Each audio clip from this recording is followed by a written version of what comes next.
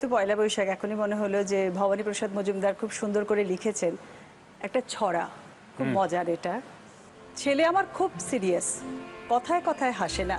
জানেন দাদা, আমার ছেলের বাংলাটা ঠিক আসে না।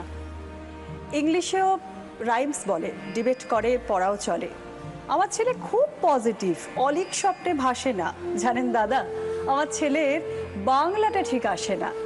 ইংলিশ ওর গুলে খাওয়া, ওটাই first language, Hindi second.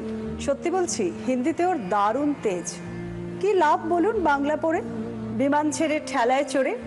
Bengali third language, তাই তেমন ভালোবাসে না। জানেন দাদা, আমার ছেলের বাংলাটা ঠিক আসে না। বাংলা আমার ভাষা নাকি, নেই কোনো charm বেঙ্গলিতে।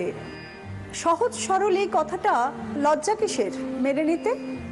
English very nice, Hindi sweet scientific, Bengali is glamourless, or place এর পাশে নয়। জানেন দাদা, আমার ছেলের বাংলাটা ঠিক আসে না। বাংলা যেন কেমন কেমন, খুব দুর্বল প্যান প্যানে, শুনলে বেশি গা জ্বলে যায়, একঘেয়ে আর ঘ্যান ঘ্যানে।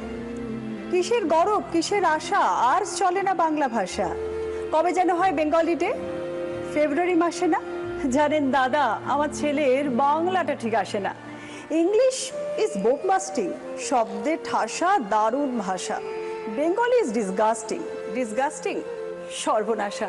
ওই ভাষাতে দিবানিশি হয় শুধু ভাই পিএনপিসি। ওই ভাষা তাই হলেও দিশি তেমন ভালোবাসে না। জানেন দাদা, আমার ছেলের বাংলাটা ঠিক আসে না। বাংলা ভাষা নিয়ে নাকি অ্যাংলা প্যাংলা সবাই মুগ্ধ। বাংলা যাদের মাতৃভাষা, বাংলা যাদের মাতৃদুগ্ধ। মায়ের দুধের বড়ই অভাব, কৌটোর দুধ খাওয়াই স্বভাব। ওই দুধে তেজ তাকত হয় না, তাই বাংলাও আর হাসে না। জানেন দাদা, আমার ছেলের বাংলাটা ঠিক আসে না।